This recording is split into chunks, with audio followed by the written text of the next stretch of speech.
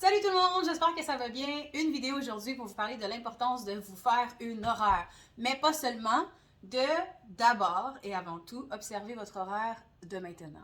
Là, je le sais, vous m'entendez, vous êtes comme, oh, c'est plat de faire ça, c'est long.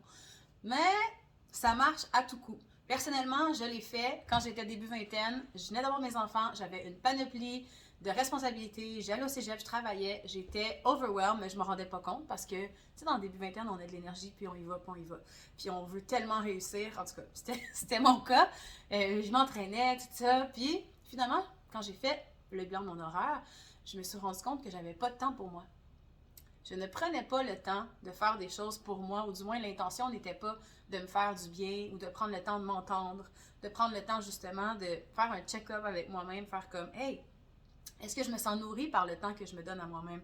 Est-ce que je mets de l'intention? Est-ce que ce que je fais en ce moment dans ma vie en général, dans mon quotidien, est-ce que ça me donne du sens à ma vie? Est-ce que ça me fait ressentir accomplie, complète? Accompli, me sentir bien avec moi-même.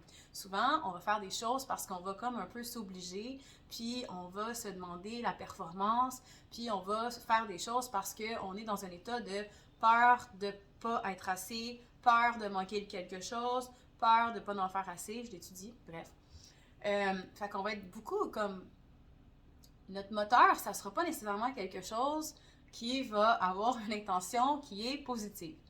Fait que de revenir à son horaire, puis à observer, OK, c'est quoi mes priorités là, en ce moment? Tu sais, on va le faire avec notre business, on va le faire avec notre horaire du temps, de choses qu'on n'a pas le choix de faire, comme si vous avez un travail de 9 à 5, mettons, ou si vos enfants ont besoin d'aller à la garderie le matin, ou si vous avez des choses importantes à faire, ou un souper entre amis, on va le mettre dans l'horaire.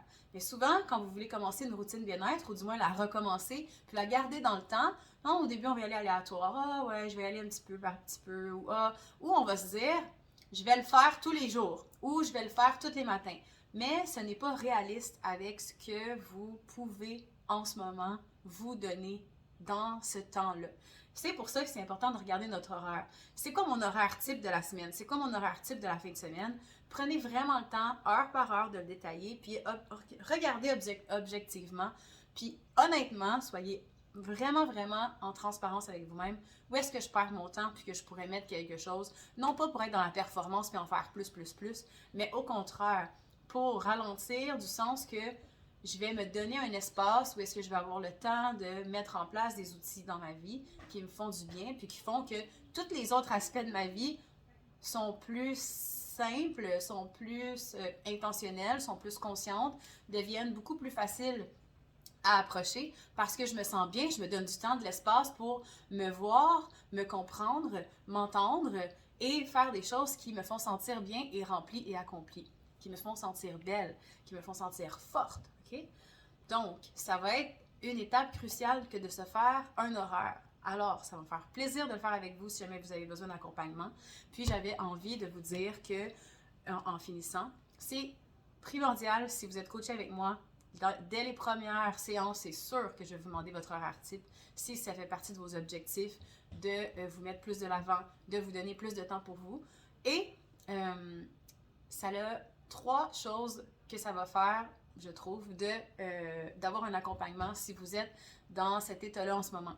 Le fait de rendre des comptes à un coach, ça va faire que vous allez avoir plus de volonté de mettre les choses en action quand vous allez sentir que ah là, tu sais, on s'était donné ça comme objectif. Tu sais, c'est pas juste envers vous-même là, que vous allez pas le faire ce que vous avez mis à votre horaire après avoir fait tout le bilan, puis que vous avez choisi de transformer une case horaire pour vous, par exemple.